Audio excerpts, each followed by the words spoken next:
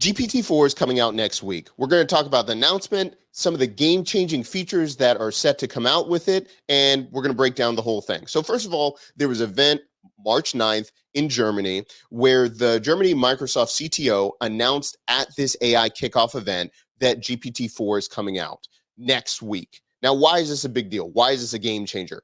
Well, right now, it is reported that GPT-4 will have multimodal models that will offer completely different possibilities. Now, what does that mean? What does multimodal even mean? Well, there's a definition out there, and I had to ask ChatGPT to break this down for me.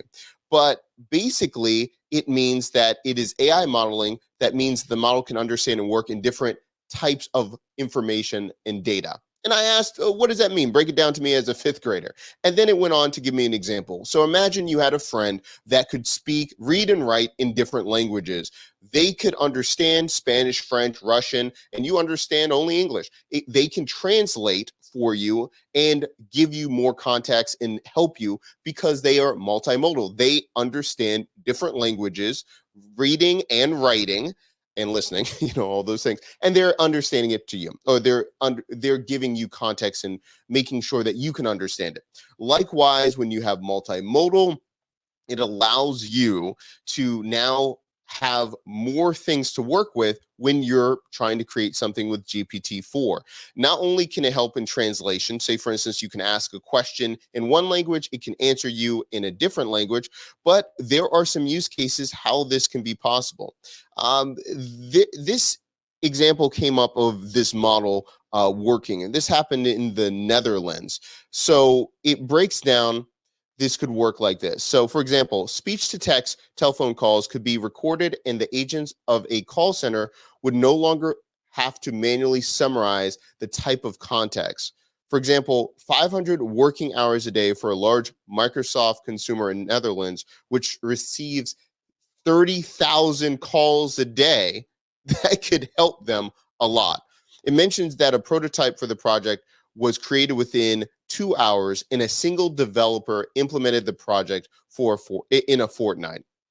So according to him, the three most common use cases are answering questions on company knowledge that is only accessible to employees, AI-assisted document processing, and semi-automation by processing spoken language in the call and response center.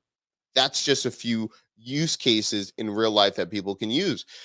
This goes back to one of our projects that we were talking about, and nobody got time for that podcast, that you could be having all of this audio, then create a summary based on all the episodes. In fact, we want to do that coming up with a new project. And then also we could have it trained so it could give you answers in a certain voice, or as if the podcaster or celebrity wrote it to you. Stay tuned. We've got some ideas coming up for this. So there's a lot of things coming out that you can be using GPT-4 for. Let me know in the comment section. Are you excited about this? Does this make sense? What are your thoughts on this announcement? Now, we'll see if it comes out next week.